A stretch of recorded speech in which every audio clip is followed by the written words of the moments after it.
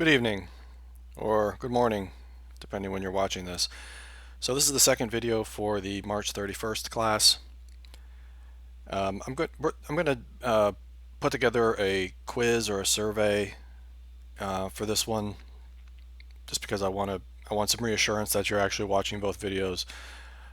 So I haven't decided exactly how to do that yet, but I'll do something. It'll be something quick, and if it's not quick, I'll make it worth at least a point or two, so it's worth your time either way. So I want to look at the some of the engineering aspects of the pandemic. I don't really want to do it, but I think if we're ever going to do it, we should do it now. One of the great things about this class is that we can talk about so many different things and it still falls within our mandate. So as long as we're talking about things related to engineering and communication, we're still within the confines of the class, and we also get to talk about ethics and impact, which broadens our scope even further. So I do want to, I have kind of like twin goals with these videos. I want to stay within our mandate of the class, which I think we're doing, and I don't want to bore you. I want to try and get right to the point. So I'll just get started. So we did in class 15, which turned out to be our last class, actually at Temple. I did have a funny feeling at that class that was going to be the last time that we'd be meeting for a while, and it turned out to be true. This was from class 15. If you remember, we looked at what infectious diseases are. We looked at the differences between bacteria and viruses. Bacteria being single-celled organisms that have everything required of a living creature, metabolism, things of that nature, reproduction, and viruses being kind of on the edge of life, where they do reproduce, but they can't reproduce on their own. They require a host cell to do that. And a virus being nothing more than genetic material with a protein covering. And some viruses also have an envelope. They call an envelope surrounding the genetic material and the protein covering. The coronavirus does have an envelope. It's one that does. And then we looked at epidemic, endemic, pandemic, the Spanish flu, things of that nature. So this is from class 15. So we don't need to review that any further. But I put together some more things for today's class. And again, I'm trying to stick within the engineering response to the pandemic. So I have three categories: critical equipment, testing, and treatment. So hopefully that will be a logical organization. So in critical equipment, I have surgical and N95 masks. Take a look at what those are: ventilators and suits. So let's take it one at a time. This is the FDA website.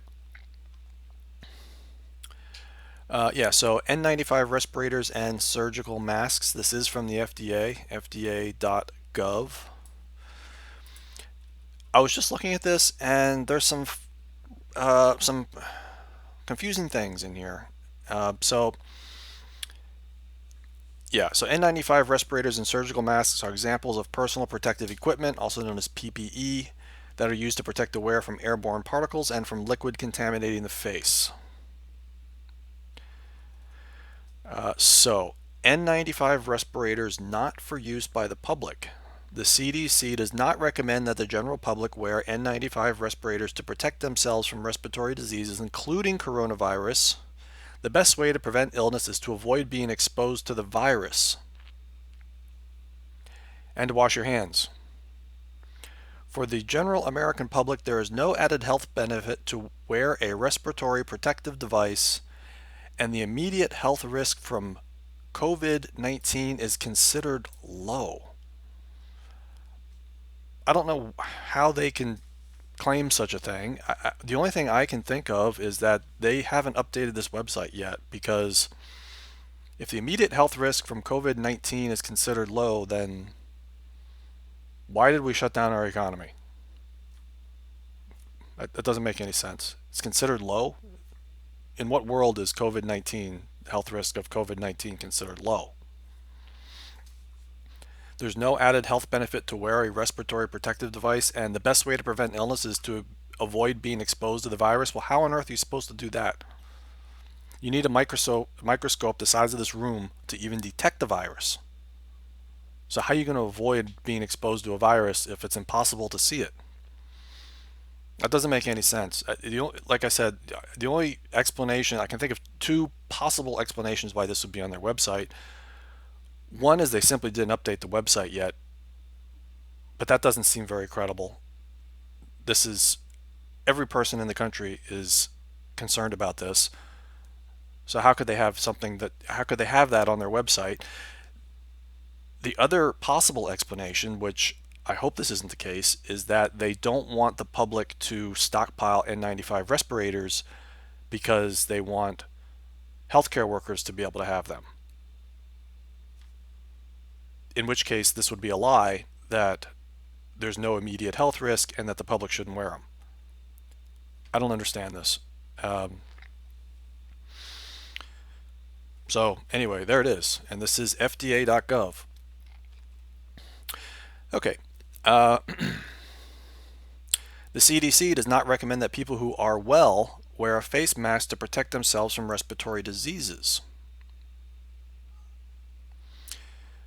Again, doesn't face masks. Okay, so face masks do not protect the wearer against viruses because the viruses are so small they can get past the mask. They can get past masks. What masks do is prevent you from emitting, when you speak, from emitting saliva that may contain the virus. So a surgical mask is a loose-fitting disposable device that creates a physical barrier between the mouth and the nose of the wearer and potential contaminants in the immediate environment. Whatever. So here's N95 respirators. So the N95, the reason it's called N95, the N95 designation means that when subjected to careful testing, the respirator blocks at least 95% of very small 0.3 micron test particles, at least 95% of these particles. If properly fitted, the capabilities of N95 respirators exceed those of face masks. Even a properly fitted respirator does not completely eliminate the risk of illness or death. Nothing completely eliminates the risk of anything in reality, so whatever. So here's a surgical mask here. This is a respirator. You can see the difference. It's just a simple piece of cloth. You could make one out of an old t-shirt if you wanted to. This is made out of specialized material that blocks 95% of the small particles. So there it is. I don't know what to say about that. You can let me know what you think about that in the discussion comments. If you think I'm misinterpreting something, that'd be good. If you want to, you could pause the video now if you want. Let me know if I'm misinterpreting that or if you think that's crazy. Let me know, because I don't have the class here in front of me to ask, so I'd be curious to know if I'm misinterpreting things. But the immediate health risk of COVID-19 is considered low. Since when? All right. Anyway, moving on. So that's what they're the 95% thing. So this is from the CDC.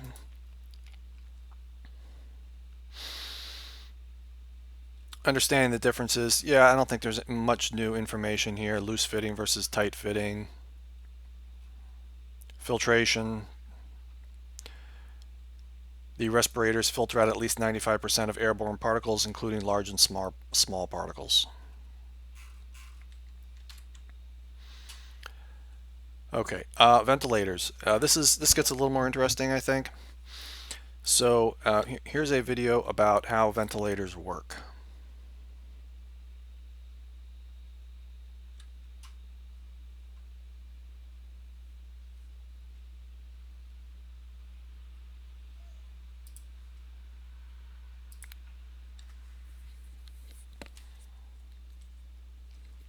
Bear with me, it's coming, I promise.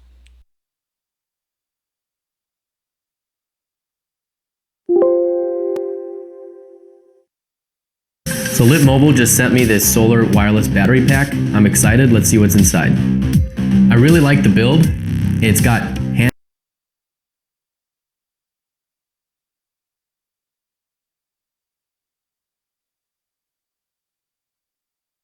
You may receive endotracheal intubation and mechanical ventilation if you are in an emergency situation involving severe respiratory problems, or if you are having general anesthesia during a surgical procedure. When you breathe, air moves into your lungs when a muscle called the diaphragm, along with other muscles nearby, contracts and causes the chest cavity to expand. Air is exhaled when these muscles relax, and the lung tissue passively returns to its original size. This is called respiration. During respiration, oxygen in the air passes through your nose or mouth and into your pharynx or throat. It then goes into your trachea or windpipe. Your trachea divides to become the left and right main bronchi, which enter your lungs. Inside your lungs, the main bronchi divide repeatedly and eventually become small tubes called bronchioles. At the end of the bronchioles are tiny air sacs called alveoli. Oxygen in your alveoli is absorbed into nearby blood vessels called capillaries. At the same time, carbon dioxide, a gas in your blood that must be removed, passes into the alveoli and back out through the airways. This process is called gas exchange. If you have severe respiratory problems, the oxygen levels in your blood may drop too low, or the carbon dioxide levels may rise too high. Either of these conditions can result in damage to your vital organs, including your heart and brain. Some conditions that may lead to severe respiratory problems include drowning, an obstruction in the trachea such as a foreign object or tumor, obstructive pulmonary diseases such as asthma, chronic bronchitis, and emphysema, diseases such as pneumonia and acute respiratory distress syndrome, or ARDS, severe weakness of the muscles that control breathing, and damage to the bones and tissues of the chest. Under these circumstances, you may need additional oxygen or breathing support through mechanical ventilation. Mechanical ventilation is also used during surgical procedures, for delivering anesthetic drugs, preventing the aspiration of stomach contents into the lungs, and closely I didn't notice this watermark of sample use only before. I hope I'm not violating some copyrights here. So don't report me. Thanks. controlling the levels of oxygen and carbon dioxide in the blood during surgery. Before you are intubated and ventilated for a surgical procedure, an intravenous line or IV will be started, and your doctor will give you medication through your IV to put you to sleep. As the medication takes effect, he or she will place an oxygen mask over your nose and mouth and ask you to breathe deeply, ensuring that you will have a reserve of oxygen in your system prior to the procedure. The first step in mechanical ventilation is called endotracheal intubation. Once you are asleep, your doctor will use an instrument called a laryngoscope to perform the intubation. A laryngoscope, which consists of a handle, light, and dull blade, helps guide the endotracheal tube to its proper position. Your doctor will tilt your head back slightly and insert the laryngoscope through your mouth and down into your throat, taking special care to avoid contact with your teeth. Using the blade, your doctor will gently raise the epiglottis, which is a flap of tissue protecting your larynx. He or she will then advance the tip of the endotracheal tube into the trachea.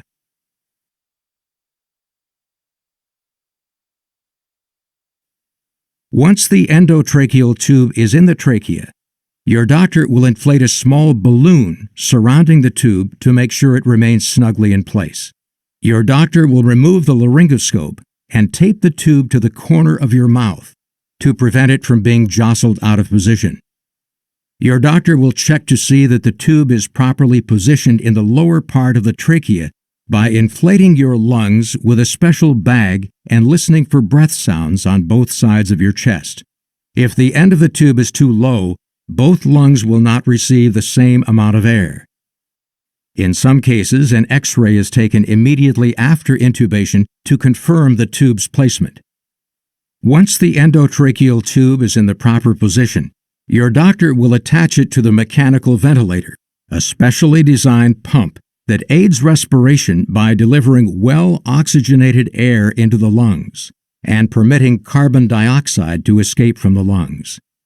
Levels of oxygen and carbon dioxide will be closely monitored to confirm that the ventilator is working.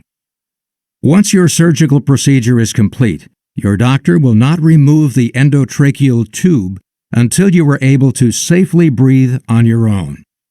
He or she will make this determination by measuring how often you take a breath and how much air you breathe in and out with each breath.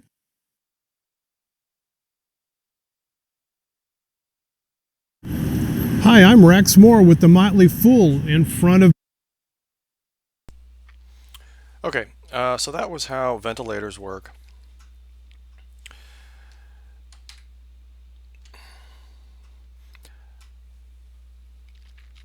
So yeah, ventilators have, in case you haven't noticed in the media, there's been quite a bit of discussion about ventilators and their importance.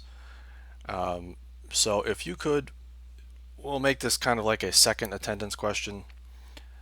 So if you could put in the comments, please, I didn't say anything about, the significance of ventilators. So if you could just do a quick Google search and explain what is the significance of ventilators for COVID-19.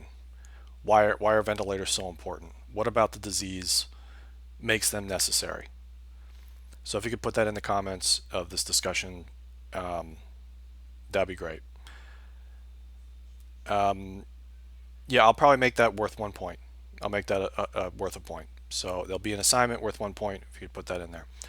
Okay, so there has been quite a bit of talk about increasing the number of available ventilators to treat COVID-19 patients.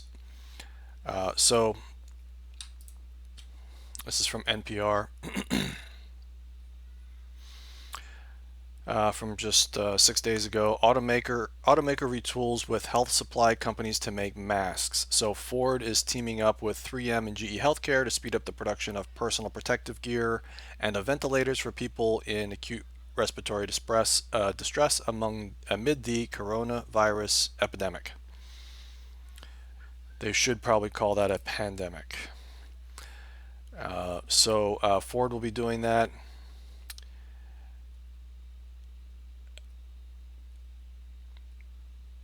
Yeah, so we've empowered our team of engineers and designers to be scrappy and creative to quickly help scale up production of this vital equipment. So more news about Ford.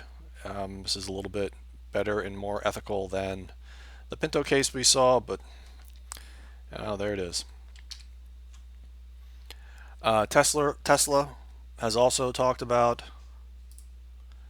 making ventilators.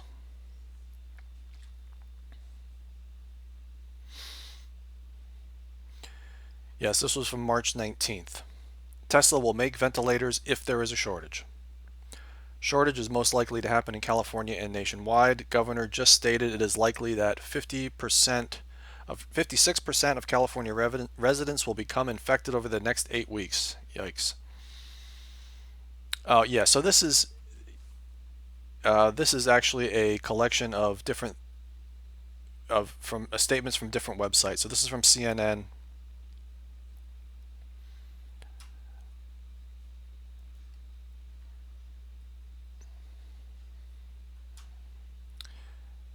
This guy, whoever he is, saying there's no reason to believe the manufacturers and subs they already use cannot handle scaling production. Okay, could be. Medtronic is one of the larger manufacturers of ventilators and other medical devices in the U.S.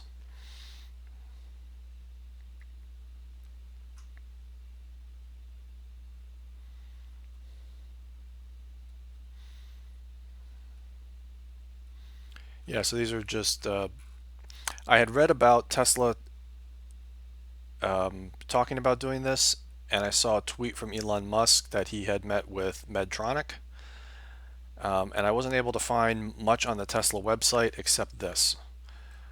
So there it is. Now, so there's been a little bit of lack of clarity about whether there's a shortage of ventilators or not. Have two videos from the governor of New York. I don't want to get into politics, but generally speaking, I was not much of a fan of Andrew Cuomo, but I have to say I've been impressed with his leadership during the coronavirus pandemic. So I'll give credit where it's due. I think he's shown good leadership, and it seems like he's on top of the problem as best he can be. He has made some contradictory statements, perhaps. So this is a case where I think it's good to quote somebody directly and allow you to interpret for yourself what you think. I'm not going to interpret it for you. So here, let's watch two videos where he's talking about ventilators.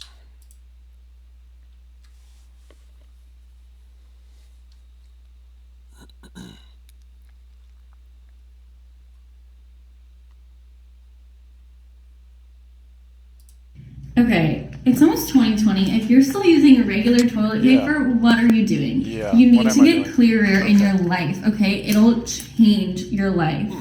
This is so amazing.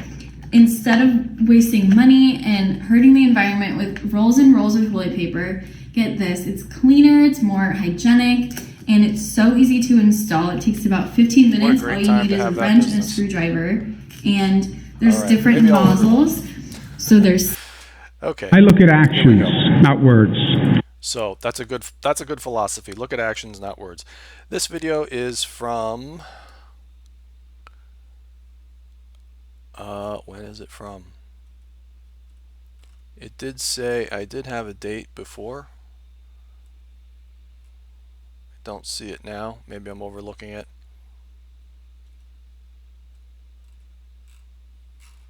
That's funny. There was a date, and I found the date to be. Where was it?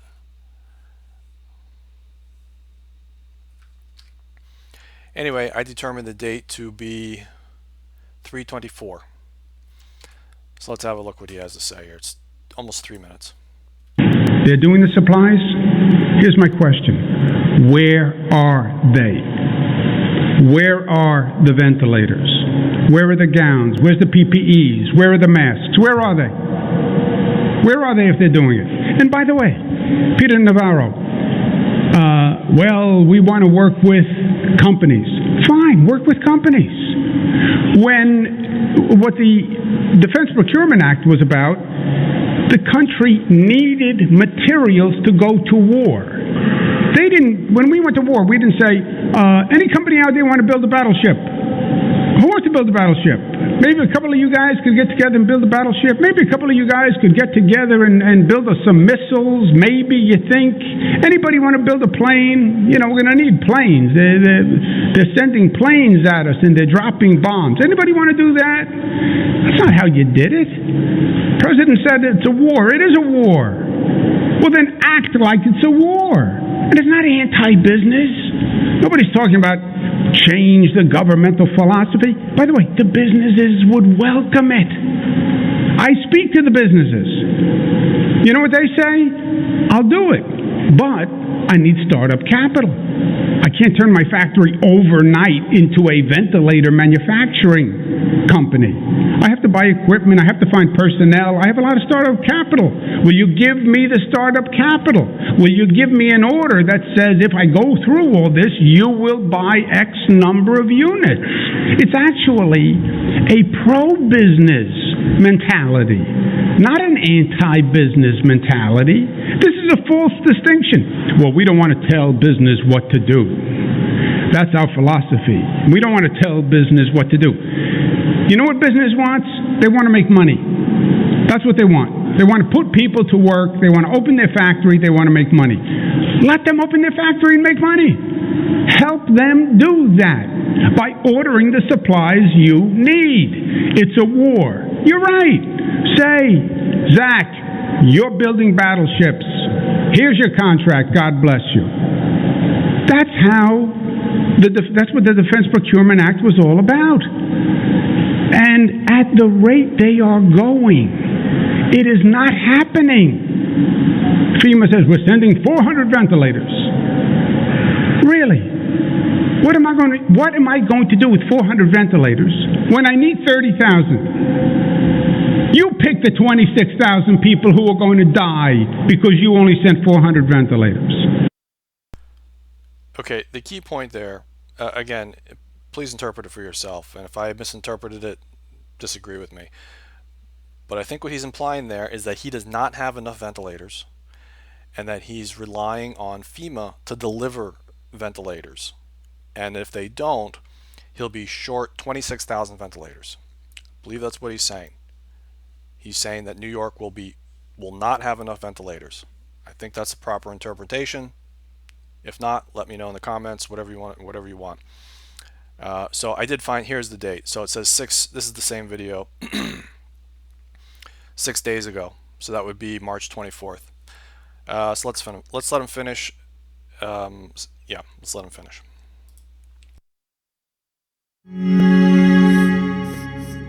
I have always felt if you know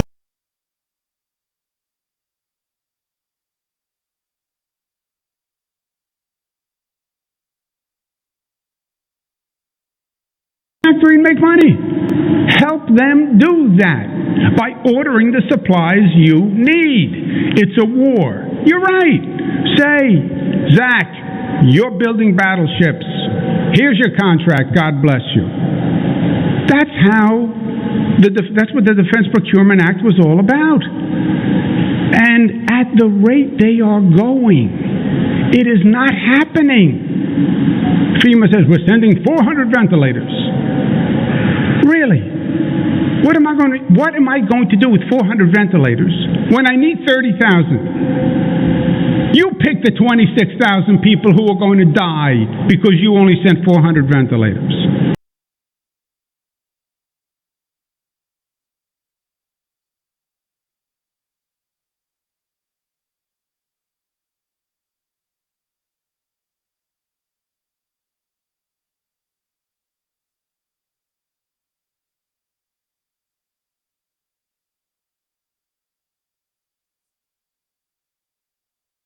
I'm sorry, I was muted there for a minute there. Okay, so it sounds like from that video that New York State was depending on FEMA to deliver ventilators, and he was blaming FEMA for not delivering enough and he needed more. He sounded pretty urgent about it. That was on March 24th, 6 days ago. It appears that New York discovered a, quote, stockpile of ventilators since then. I don't know whose fault that is, but he's the governor, so ultimately he's responsible. So here's another video where somebody's asking him about the discovered stockpile, and he tries to spin it a little bit. I'll let you decide for yourself, if it's consistent with his previous statement or not. To me, it does not look consistent. I think what happened was New York discovered a stockpile that they forgot about or something of actual ventilators that are in stock. So here's the second one from 4 days after the first one.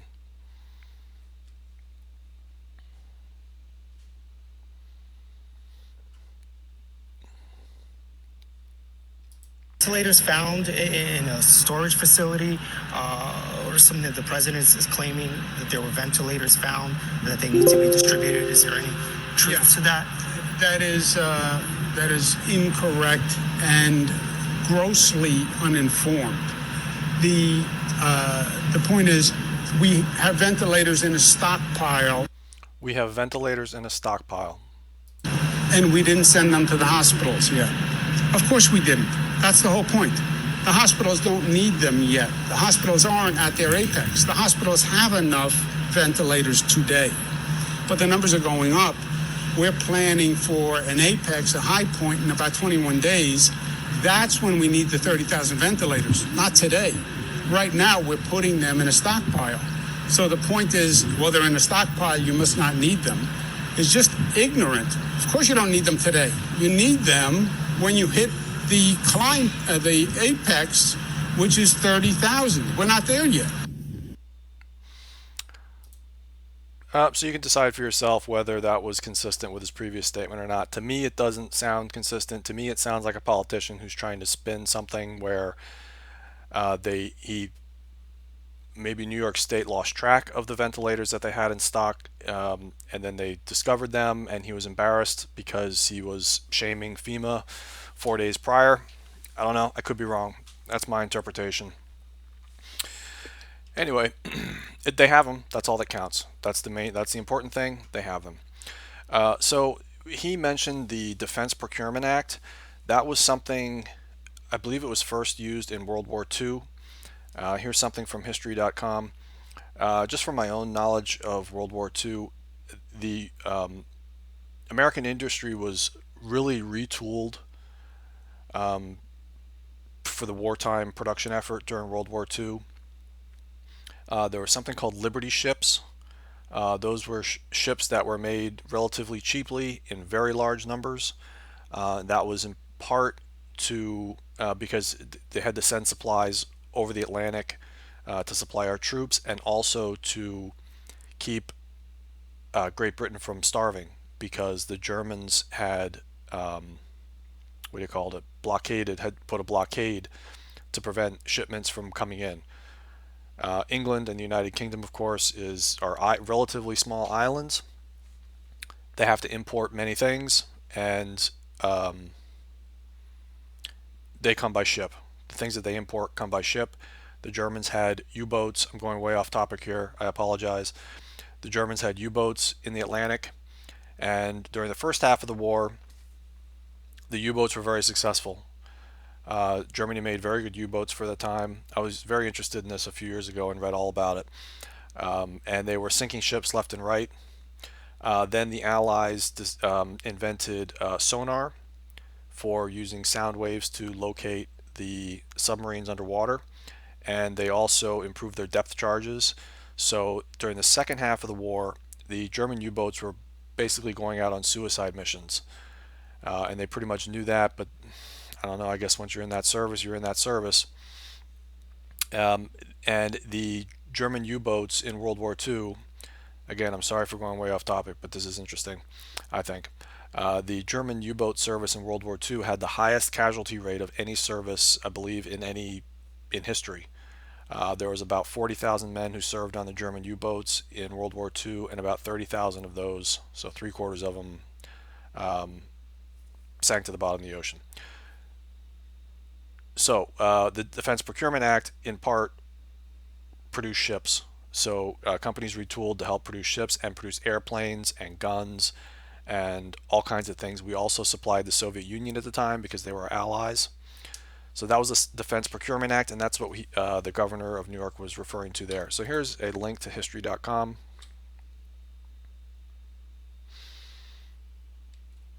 How Detroit factories retooled during World War II. So there was also no automobiles produced for the consumer market during World War II. So it'd be very unusual, if at all possible, to find an American car from the years 1941 to 1945, because all the automakers switched over to produce Jeeps, tanks, airplanes, guns, things of that nature. So here's a little something. Make sure my microphone's on. Yep. Little something if you're interested in that.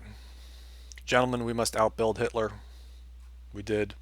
That was one benefit that we had, one advantage we had, because once Germany started the war, they were under attack themselves. So the Allies were bombing German cities. So, they kept their production levels down, whereas the United States was not under direct attack, except for the submarines, which did operate off the East Coast. But anyway, I digress. So here we go. Here's Ford. More about Ford. Manufacturing B-24 bombers. Chrysler built tanks. I assume you know what Chrysler is. Yeah, that brand still exists. Yeah. The Plymouth brand is gone.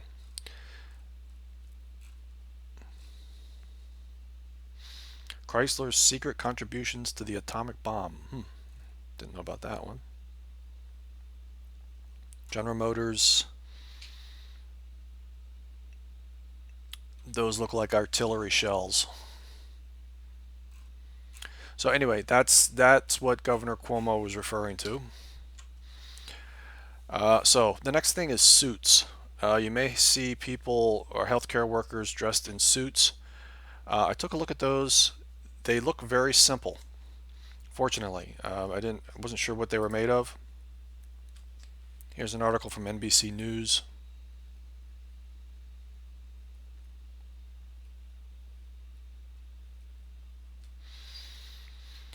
DuPont expediting production of Tyvek hazmat suits for healthcare workers.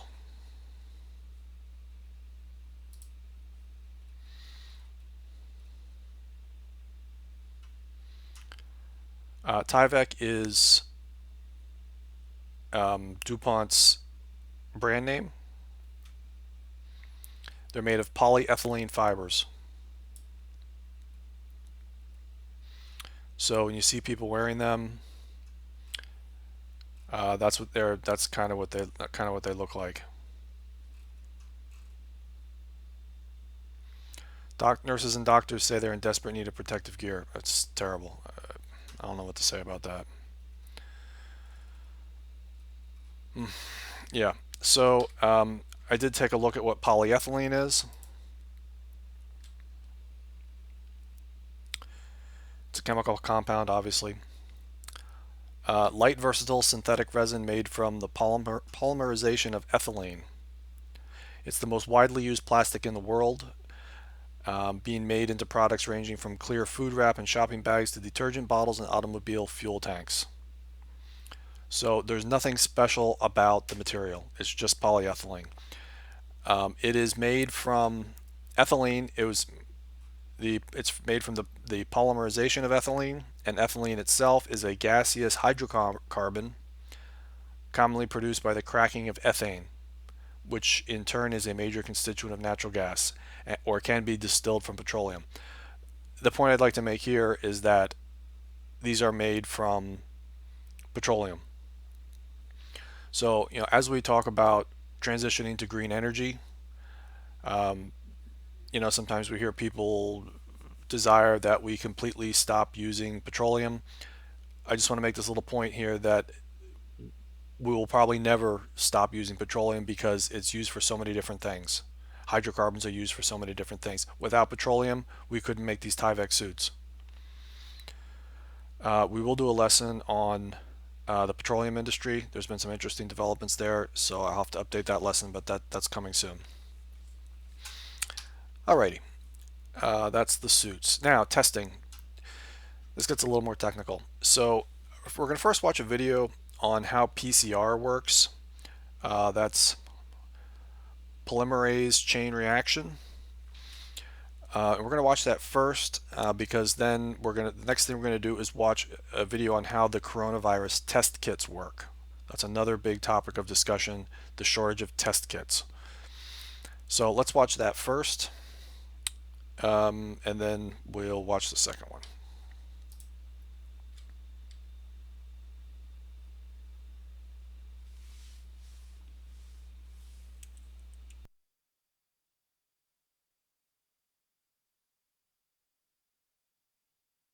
Thanks for stopping by. This is 2 Minute Classroom, and today we're talking about polymerase chain reaction, or PCR as it's more commonly known. First, let's talk about what PCR is and how it works, and then I'll give some examples of what PCR is used for. PCR is a technique used to amplify or copy small specific segments of DNA. For PCR to be successful, you need the DNA sample you want copied, DNA primers to identify the specific sequence of DNA you want to amplify, lots of raw nucleotides to form the DNA copies, and a heat-resistant DNA polymerase to make the new copies. Okay, sorry to interrupt. I just want to clarify what they're saying here. It's a technique used to amplify, copy specific segments of DNA, and that's because it's not good enough to simply have one strand of DNA to do a test. If you want to do a genetic test on a sample of blood or something of that nature, you can't just have one strand and do the test. It has to be amplified so you have many, many copies. And then you can do the test if you have many copies of it. And that was the innovation behind PCR, to copy it, to make so many copies that you can then do tests on it. So, yeah, let's continue. This all goes into a special stable solution. Once all the ingredients are in, you run the solution through many temperature cycles until you reach the amount of DNA copies needed. There are 3 steps to this cycle. Step 1 is denaturation. The solution is heated, allowing complementary DNA strands to separate so that all the DNA in solution is single-stranded. Step 2 is annealing. The solution is cooled so that the DNA primers can bind to the specific region of DNA you are interested in. Step 3 is extension. The temperature is raised so that the DNA polymerase can bind and perform the necessary operation of synthesizing new DNA strands. This cycle is repeated about 30 times, takes about 3 hours, and creates over 1 billion copies. So what is PCR actually used for? PCR has many research-based and practical applications. It's used for DNA mapping, like in the Human Genome Project. It's used to check sections of DNA for genetic testing to determine potential disorders. Companies like 23andMe and Ancestry.com use PCR to run personal DNA tests.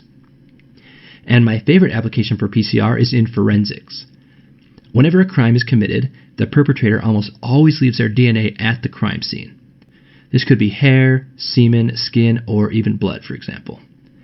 Investigators search for this evidence and, thanks to PCR, can amplify the DNA and compare it to the DNA of suspects. This genetic information is then put into the FBI's DNA database, CODIS. But it gets even better. Investigators have been able to take DNA evidence from crimes committed long before CODIS was put together and run it through the current system. This has solved many cold cases and also exonerated prisoners who had been wrongfully accused. Again, sorry to interrupt. That part I find interesting, very, very fascinating and important. Have solved cold cases and exonerated innocent convicts. Again, I don't want to get, it's not appropriate for me to get into politics, but I'll just say that personally I'm opposed to the death penalty. And the reason is because I think there's statistical certainty that as long as we continue executing people for crimes, that eventually we will have to execute innocent people if we haven't done it already. Not just people who are not guilty of the crime, but actually innocent people. And that would just be the greatest miscarriage of justice possible, to execute an innocent person.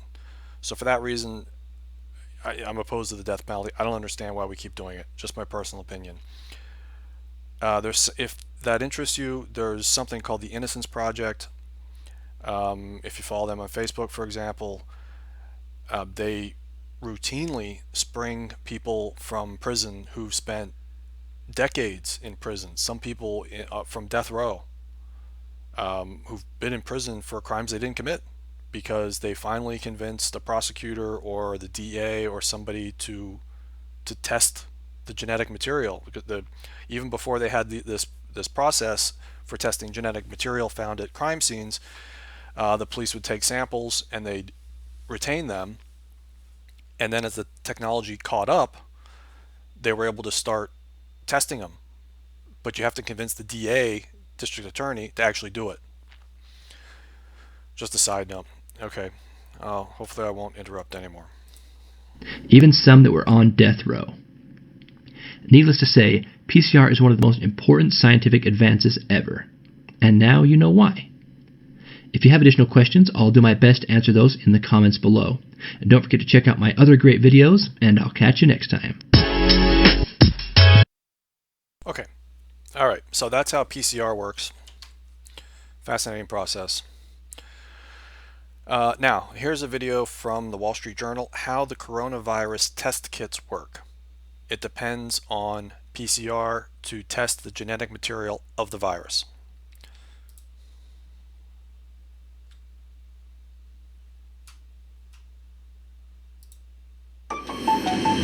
Researchers around the world are hustling to create this test kit.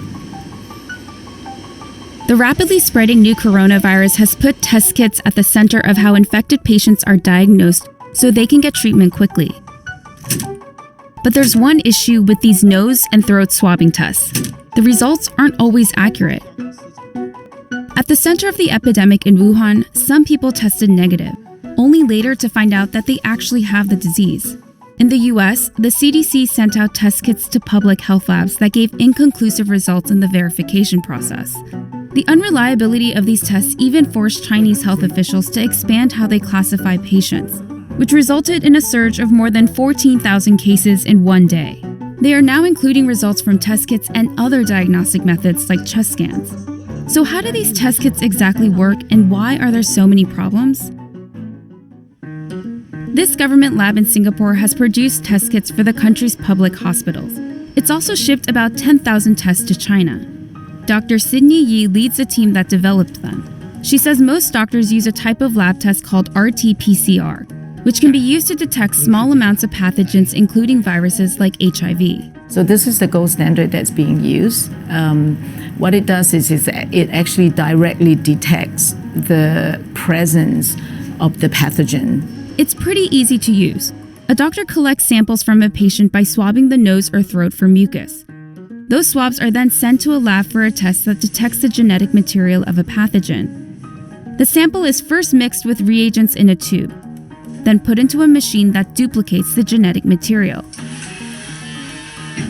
So if the virus exists, these copies will amplify its presence, confirming that a patient has tested positive for the coronavirus.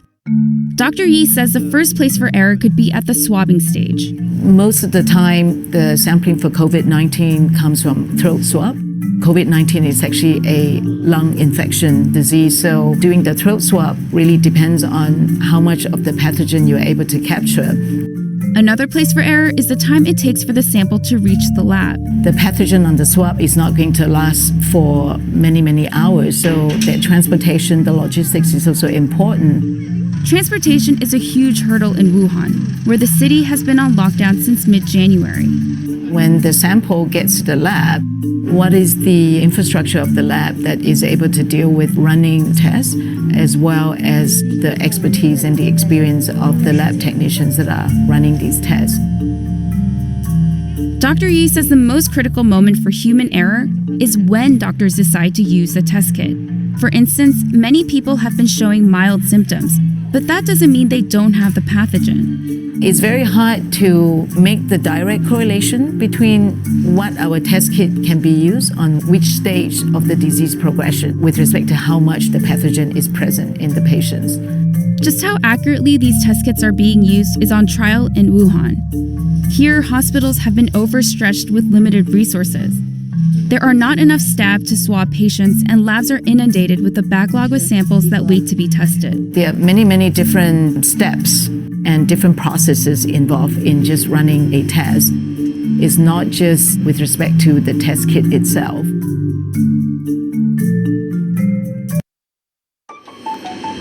Researchers around the world are hustling to create. Okay, so that's how the test kits work or don't work, depending on the situation. All right. So a few more things. This is from the FDA. So obviously, the U.S. government and other entities are trying to accelerate this process, accelerate the testing.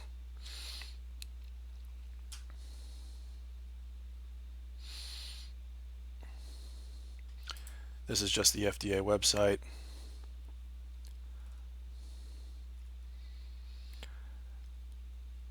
Okay, there was something in here. Here, this is what I wanted. FDA expedites review of diagnostic tests to combat COVID-19. This should be about Abbott Laboratories. I hope it is.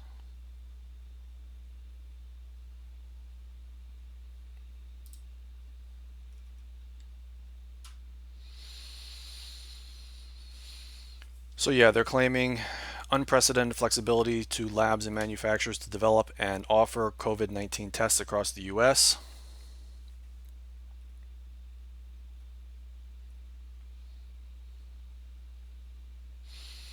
I'm not sure if they're referring to Abbott. Yeah, there's no mention of Abbott Labs here.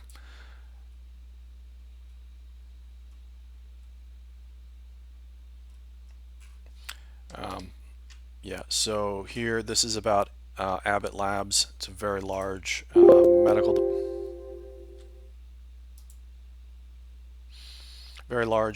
device and a health, yeah, mostly medical device company.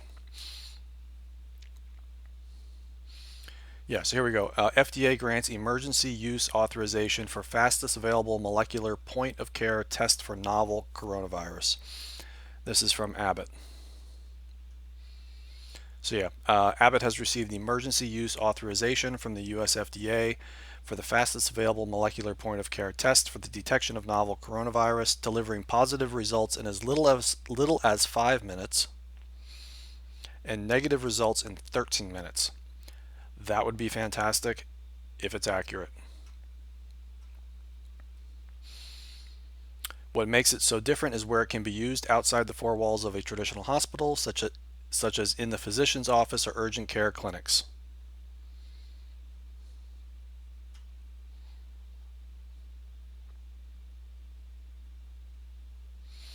Ramping up production to deliver 50,000 of these tests per day.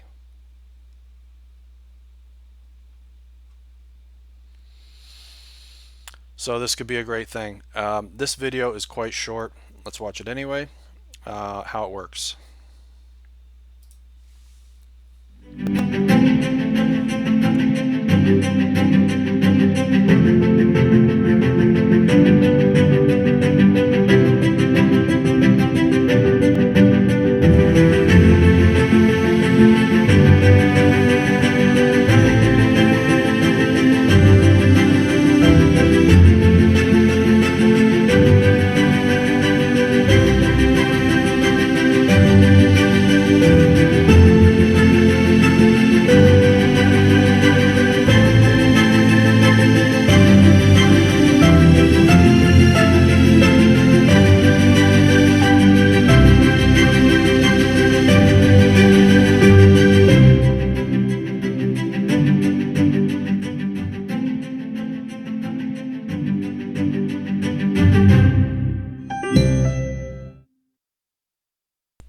So that looks great if it works. I hope it works.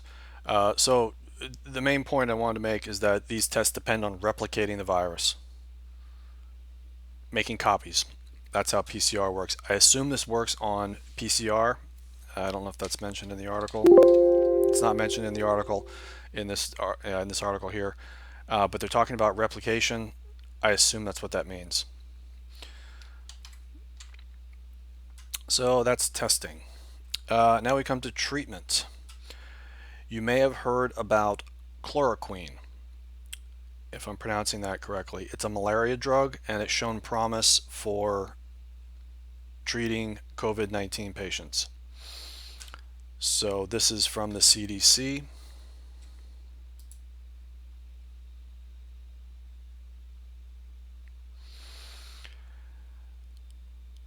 This is not specific to COVID-19. It just tells you what chloroquine is. It's an anti-malarial medicine. It's unclear to me why an anti-malarial medicine is also effective against COVID-19.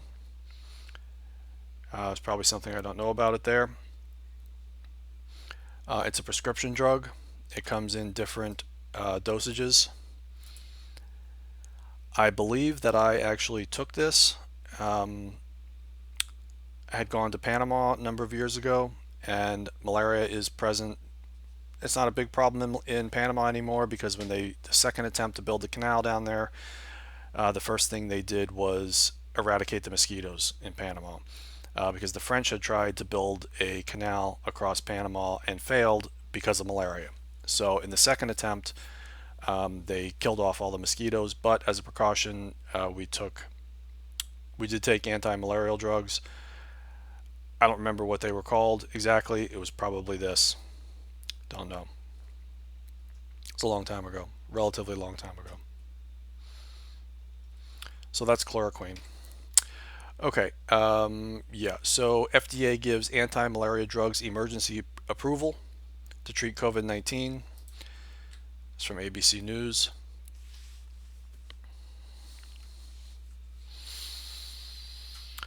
This is from today.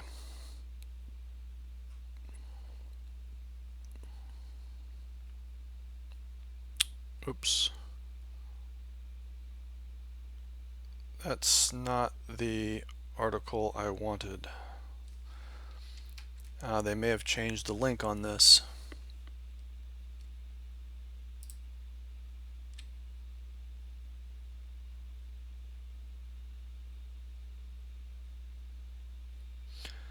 That's strange. Maybe I just have to scroll down. Oh, here it is. No?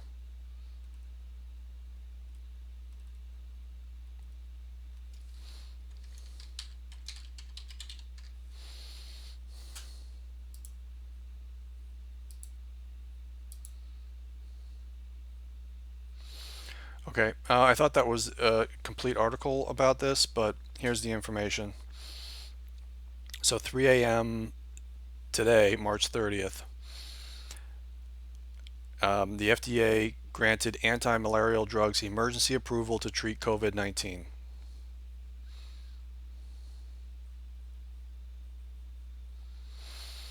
The U.S. Department of Health and Human Services, HHS, announced it had received 30 million doses of hydroxychloroquine sulfate and 1 million doses of, I believe that should be chloroquine phosphate, donated to a national stockpile.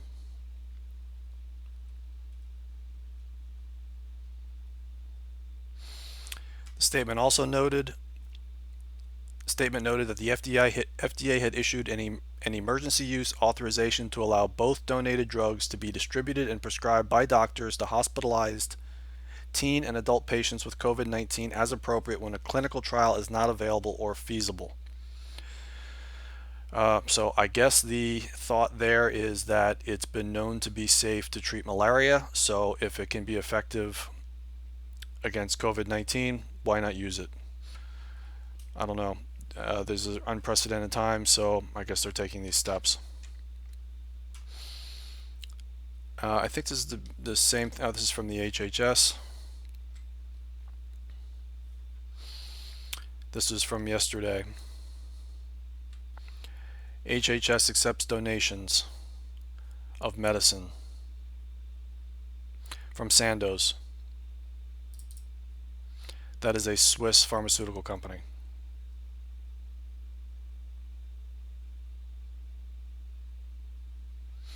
And Bayer, or Bayer, I guess you call it Bayer.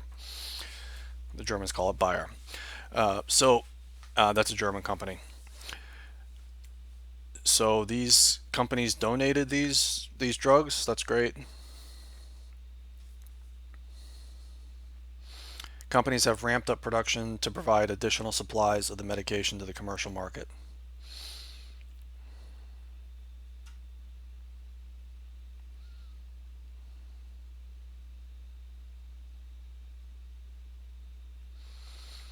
Oddly enough, I did see that some governors had prohibited the use of these drugs. I'm not sure why. If I can find it now.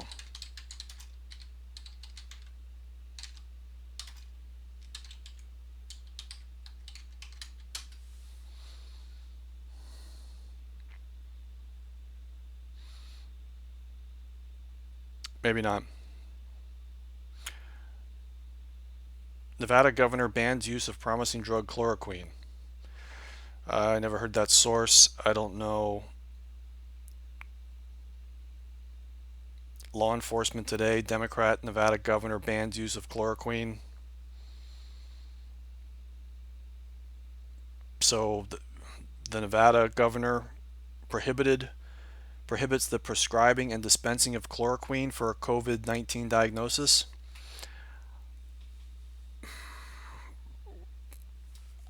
Why on earth a governor would think that he can prohibit doctors from prescribing and dispensing a drug for any reason, I don't know.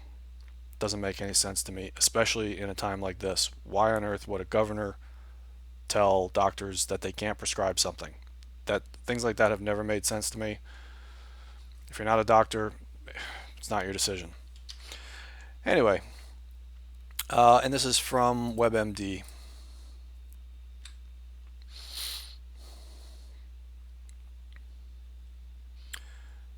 just more about hydroxychloroquine. Okay, so that does it for our discussion of the engineering behind the response to COVID-19. I'm sure there's more things we could talk about. I don't know how much you want to spend, how much time you want to spend on it in class. If you want to let me know in the discussion comments, that'd be fine. Honestly, I don't know how much more I can say about it. This is what I've learned so far. So if you could, for the second attendance question, as I mentioned before, if you could tell me what makes ventilators, why are ventilators so important? What is it about COVID-19? Just to clarify, Corona is the name of the virus, and COVID-19 is the name of the disease that you get from Corona. So what is it about COVID-19 that makes ventilators so important? If you could put that in discussion comments, that'd be great. That should just require a simple Google search. Something happens at certain stage of the development of the disease, and that's what causes ventilators to be necessary. So if you could just explain that in discussion comments, that'd be great. Anything else you want to add to the comments is fine. If you know anybody who's suffering from this, who's been diagnosed, and you want to discuss it, that's fine too. If you don't, it's your choice. I personally don't know anybody yet who's been diagnosed or has died from it. I did learn today that two people from my town, well, a friend of mine told me that he knows of two people who were diagnosed, and he said one of them died. That's in Newtown in Bucks County where I am. So far, I don't personally know anybody. I hope none of you do either, but I'm pretty sure some of you do. So best wishes to everybody. Hit me up about Zoom conferences. We can talk about project proposals. I hope everybody's doing well. If anybody wants to talk about anything, I'm here, on board. Let me know. Okay, see y'all later.